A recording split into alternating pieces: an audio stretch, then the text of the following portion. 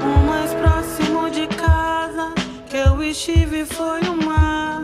Boto os meus pés na água e me lanço a pensar como é a vida aqui, como é a vida lá. Meu nome é Fernanda, sou formada em Direito, trabalho com projetos e programas sociais, sou uma militante organizada.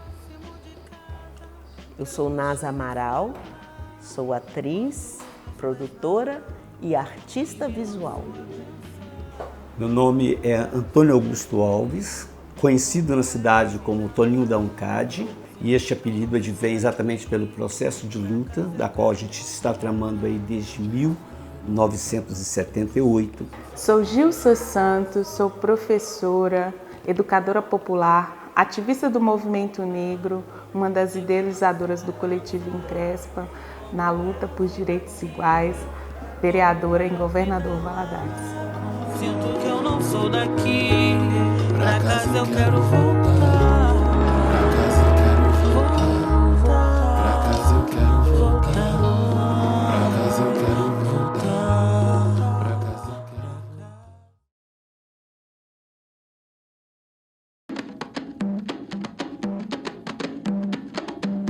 Amigo, eu vim do povo preto,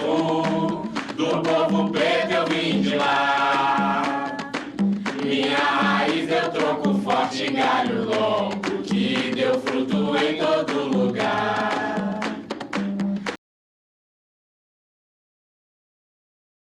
Como que a gente faz para ouvir os nossos antepassados estando na diáspora? A diáspora negra no Brasil, como em qualquer outra parte do mundo, ela se deu no processo da escravidão, lá outrora, né, no período colonial. Então, os negros vieram para o Brasil forçados e para outras partes do mundo também forçados para serem escravos, né? E com eles trouxeram toda a bagagem que não era permitidos, mas que não tinham como trazê-los sem essa cultura, porque é como se fosse a pele. Como que você vai trazer o negro da África e deixar a sua pele lá? Me encontrar na diáspora foi um processo, porque a gente pensa assim, eu não sou daqui, mas eu também não tenho para onde ir, né? Então eu tenho que mudar aqui, eu tenho que mudar o Brasil, esse é o lugar que eu tenho, esse é o lugar onde eu estou. Amigo, eu vim do povo preto. A gente constrói um novo diálogo com a sociedade, olhando os vazios que a história nos deixou, né? Aí, e contando agora a história daqueles que supostamente são os vencidos, né?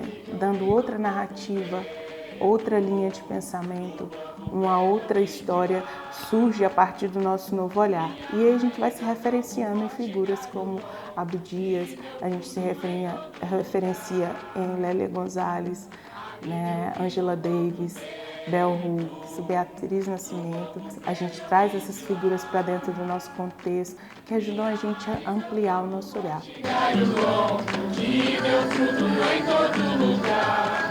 Eu fui criada sem pai e então era só a mãe. A mãe tinha que educar, proteger, zelar, cuidar, tudo que seria de todas as atribuições que seriam compartilhadas com o pai, a mãe teve que fazer sozinha. E os irmãos mais velhos iam substituindo ou auxiliando nesse processo. Na família, a gente já nasce quase com essa referência de uma vida em comunidade. Eu nasci e 3 meses depois teve a enchente de 79 e a escola, que está bem pertinho daqui onde a gente está gravando, a escola era uma escola nova e ela acolheu pessoas que ficaram desabrigadas por um período. E minha mãe, funcionária pública, se ofereceu para a escola para fazer a merenda, né? Para fazer um lanche para as pessoas. E eu tinha só 3 meses, ela me trazia e deixava com as pessoas que estavam desabrigadas. E enquanto ela podia preparar essa refeição. Minha mãe criava a gente dizendo assim, irmão é anjo que veio do mesmo lugarzinho que você para estar te protegendo. Então, um deve proteger o outro. Então, minha mãe sempre criou a gente com esse olhar. E isso fez com que a gente olhasse o universo ao nosso redor dessa forma também. Me deu luz, pois eu sou filho do sol. E ela quem me deu luz, pois eu sou... E não perceber a discriminação perpassa por um processo de conhecimento. Como a gente não tinha esse conhecimento, a gente achava que tudo era normal. O racismo, para mim, sempre ele teve presente, mas ele sempre foi muito sutil, porque como eu demorei a me enxergar como uma mulher negra, por causa do colorismo, né? Por causa que a gente enfrenta, eu era moreninha, né? Cabelo cacheadinho, então eu demorei muito a compreender todos os racismos que eu senti, que eu vivenciei. Como aconteceu há pouco tempo num programa de televisão, num reality show, né, que passava nas TVs, o cara criticando o cabelo do outro. Para quem estava falando, não fazia efeito nenhum, mas para quem recebeu, o cabelo black do negro é a coroa de rei. E o outro não conhecia esse contexto, porque nunca lhe foi passado também. Então, precisa muito mais do que definir só a sua estética. É muito mais que estética, não é só o cabelo. É algo que é transcendental, né? Tem conexões com a sua ancestralidade, tem conexões com o seu entendimento de quem é você, de como você foi constituída, da sua origem, da sua família, das referências que você tem de família. E a gente não está falando da tradicional brasileira, a gente está falando daquelas referências que você tem como família, às vezes um tio, um amigo, um vizinho, que ajudou na sua formação, que te ajudou a se constituir enquanto sujeito. Porque quando iniciamos, a nossa sociedade não acreditava que em Valadares existia preconceito. Então ninguém falava assim preconceito, ninguém falava assim luta nessa cidade, porque todo mundo, eu quando vivia aqui criança também percebia isso, nós achávamos que era tudo muito natural. Mas aí eu mostrei para a sociedade valadarense que não é tão natural assim como a gente pensava. E aí começamos juntos, toda a sociedade valadarense, junto comigo, começa a descobrir que realmente não era assim tão simples. E aí, tranquilo? Vamos falar de cotas. Quantos pretos existiam na sua sala, na escola? Tranquilo, eu já sei a resposta. Não acho justo tu entrar se tu não tem melhores notas. Foda-se, irmão, o bagulho é oportunidade. Eu sou precursor do negro estudar em Governador Valadares na escola pública. Eu fui o primeiro negro a estudar numa escola pública, que era o estadual, hoje chamado Joaquim Pedro do Nascimento. Eu fui o primeiro negro naquela escola. Assim mesmo, por persistência, né, e por um pouco de ajuda, né, a cordialidade que já existia do tempo colonial, naquela época que ainda existe, mas agora é mais disfarçado, ou pelo menos desapareceu um pouco. Mas eu fui pelo processo da cordialidade, de amigos da minha família, que davam aula lá, me lembro até o nome da professora Mercedes, que trabalhava na diretoria, e que permitiu que eu fizesse um teste, porque ela era feito um teste para entrar naquela escola. Mas o que mais me marcou mesmo foi a faculdade, assim. Quando eu cheguei na faculdade e não tinha mesmo ninguém preto, porque era uma faculdade particular, né, relativamente cara, e não tinha ninguém preto. Eu era a única pessoa tinha pessoas negras, mas de uma classe social melhor, assim, e eu era a única pessoa negra da minha sala que trabalhava no supermercado. Então eu chegava tarde na escola e dormia na escola, na faculdade, dormia. A gente vem de uma cultura na qual o negro ele tem pouquíssimas oportunidades, né? E para mim não foi diferente, não. Porque para eu chegar onde eu cheguei, foi preciso muita luta, muita persistência, muita busca, né? Primeiro, para conseguir fazer uma graduação.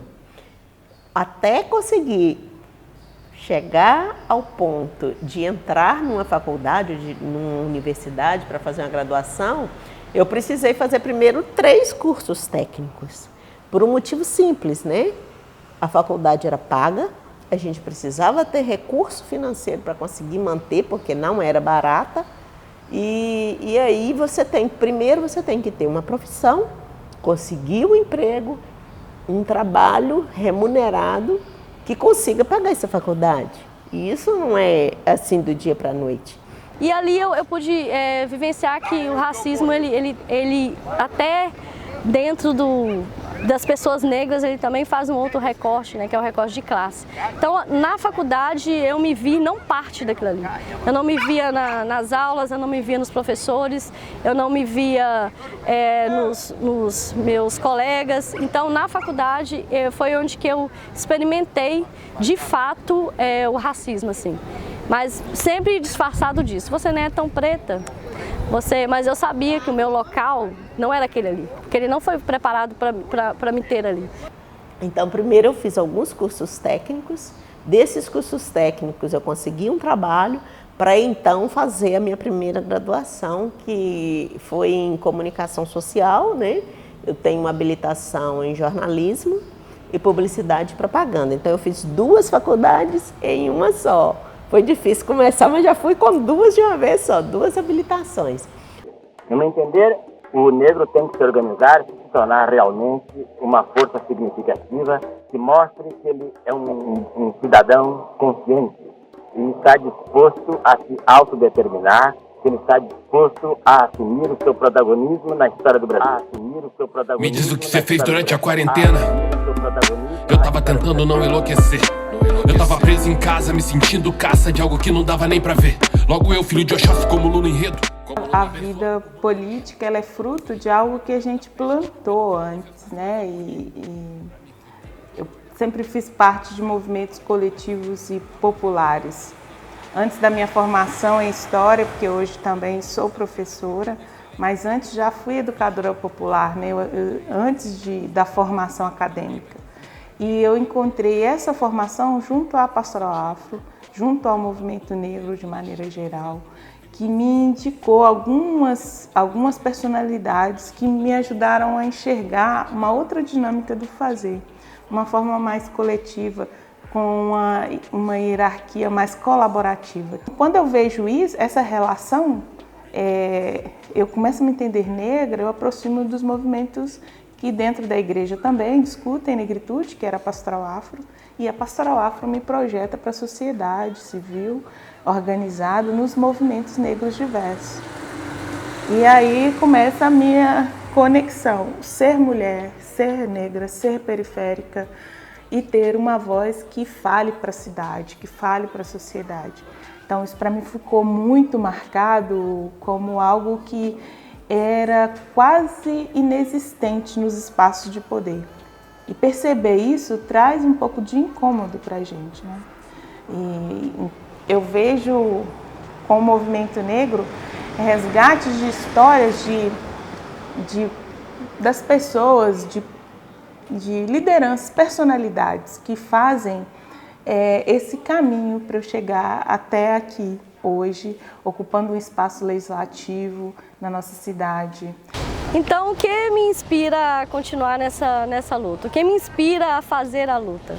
Primeiro é ser realmente uma mulher preta, latino-americana, né? Vivendo numa cidade, num país, num continente machista, racista.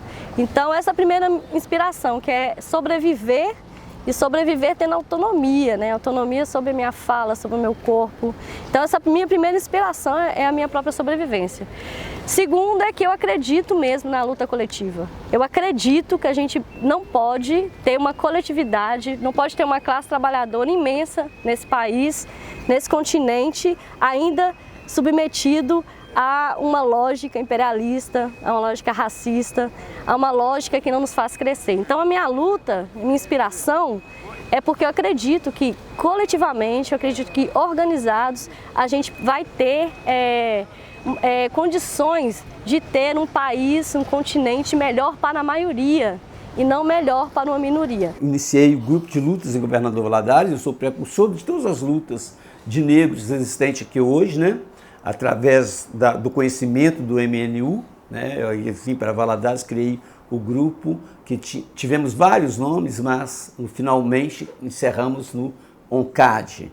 O grupo ONCAD é o órgão mobilizador da comunidade afro-brasileira que se persiste até hoje aqui na nossa cidade, né? Então, através disso, a gente vem fazendo essas lutas e nós estamos aqui em Governador Valadares já há 32, 34 anos, parece. 34, mais precisamente. Nós estamos fazendo essa luta, tramando essa luta da resistência em Valadares e fizemos com que muitas coisas acontecessem aqui na cidade. Com a Pastoral da Juventude, eu entendo o protagonismo e ser protagonista da minha própria história e da história dos jovens. E ela me projeta para outros olhares, que é me entender negra, o que era ser negra dentro dessa sociedade. Porque uma coisa é um jovem branco, uma fala de um jovem branco, num status diferente do meu, que era periférica. Outra coisa era a minha fala de uma jovem negra, periférica, né, que tinha poucas referências educacionais, até então tinha ensino médio, e estava em algum tempo cursando, com poucas perspectivas, que a gente não tinha essa projeção para a universidade, talvez um curso técnico, pensava que seria o master da minha trajetória, porque a minha família, até eu ir para a universidade, não tinha ninguém que tivesse passado pela universidade. Então, quando eu vejo essa relação, eu começo a me entender negra, eu aproximo dos movimentos que dentro da igreja também discutem negritude, que era a Pastoral Afro, e a Pastoral Afro me projeta para a sociedade civil organizada nos movimentos negros diversos.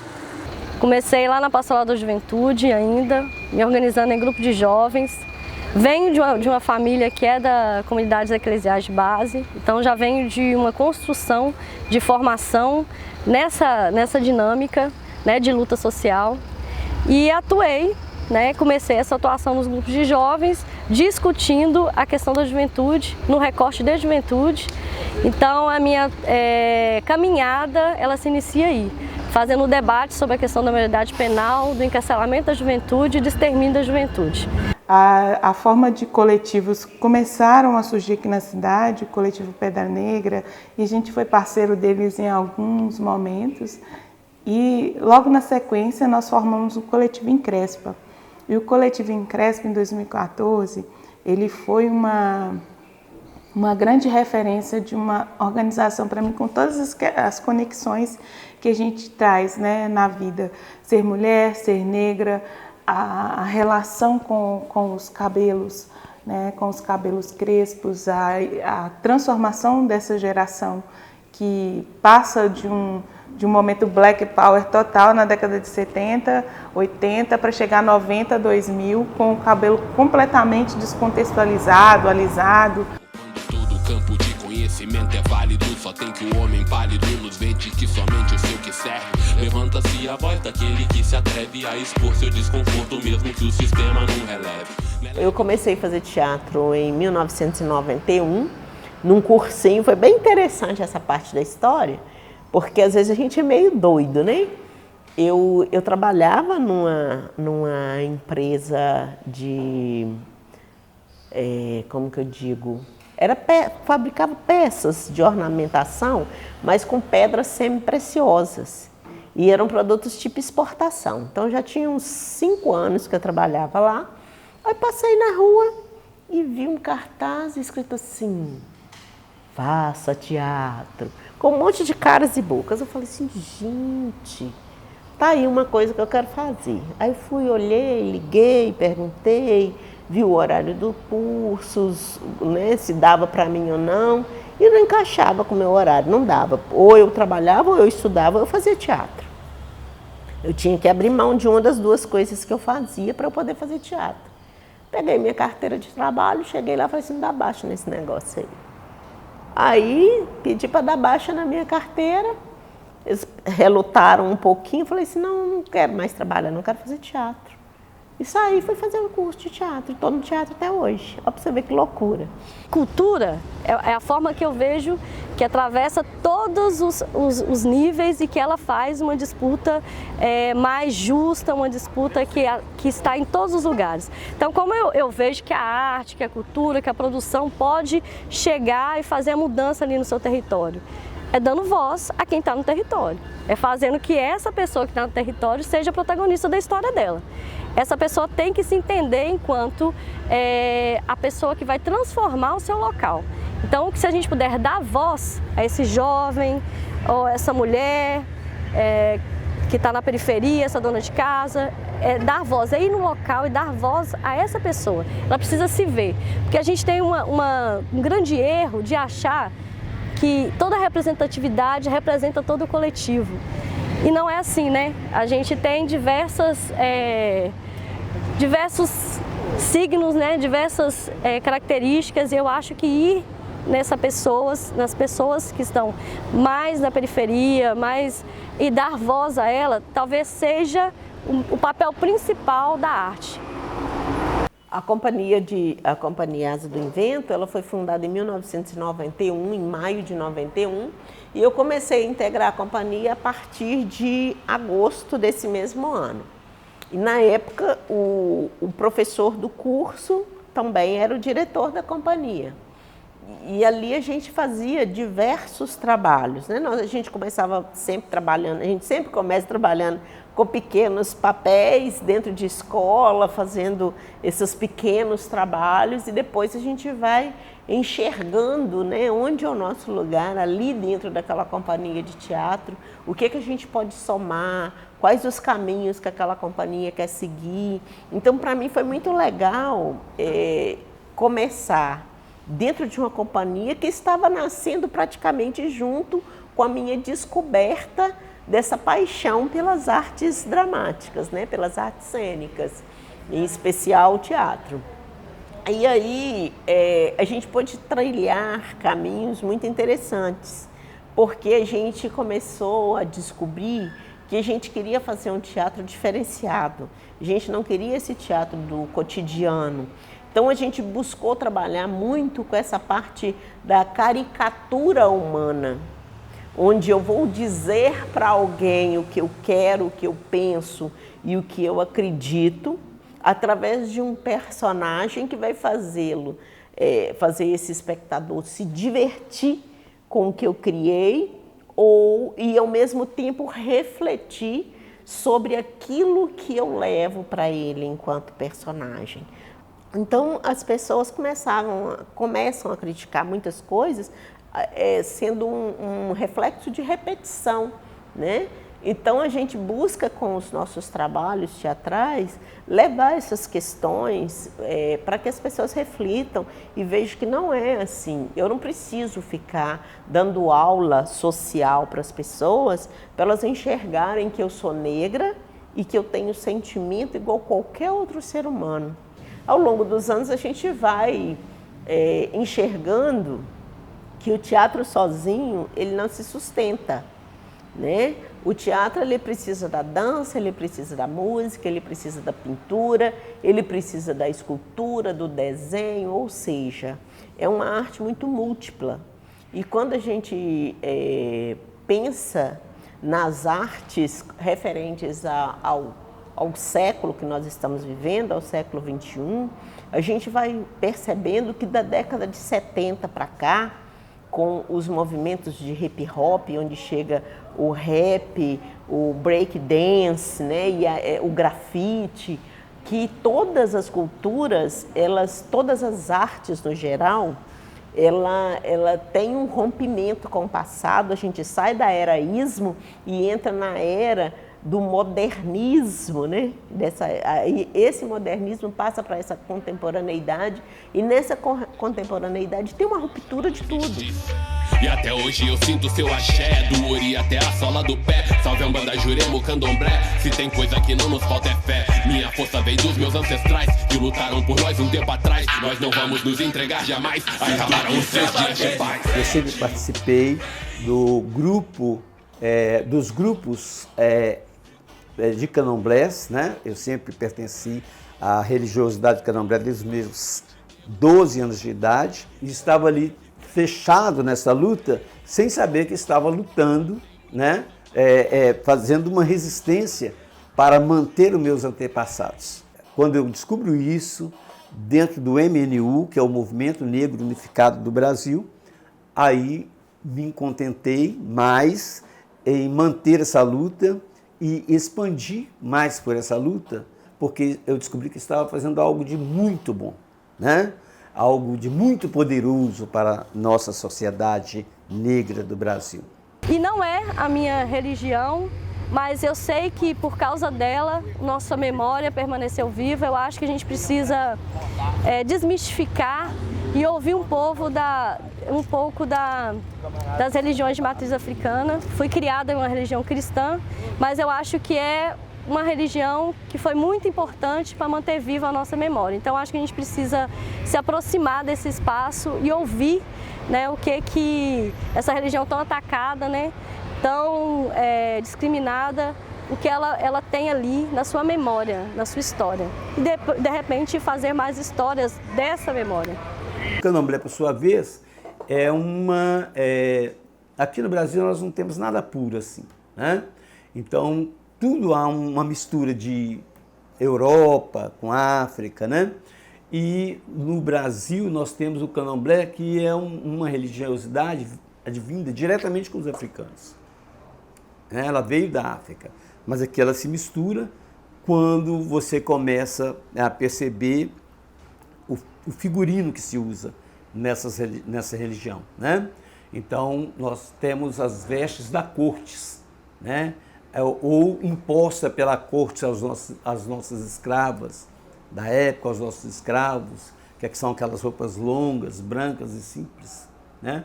E quando tem o trânsito do candomblé, nós temos a mostra real da corte, das cortes reais, das rainhas, das princesas europeias, né? Que são aquelas vestes, ou da segurança dos palácios, dos castelos. Então tudo isso está ali mostrado no candomblé para dizer que o candomblé é africano, mas ele foi desenvolvido com outras culturas, com as culturas europeias que vieram para o Brasil. O candomblé é a resistência, é um outro processo de resistência. Capoeira, candomblé, a Umbanda propriamente, que é uma resistência criada no Brasil, que a Umbanda é genuinamente brasileira, mas ela tem ali a espécie de resistir para manter o conhecimento, né, das pessoas em relação aos escravos, né? Então, por que ela é tratada, a Umbanda é tratada também como uma religiosidade de matriz africana? Porque ela retém ali a presença do negro africano, né? Os pretos velhos, as pretas velhas, e a nossa luta vai continuar em Valadares, a nossa luta vai continuar no Estado, a nossa luta vai continuar no Brasil e, sobretudo, a nossa luta vai continuar no mundo, porque nós somos muitos e somos todos negros e somos todos irmãos.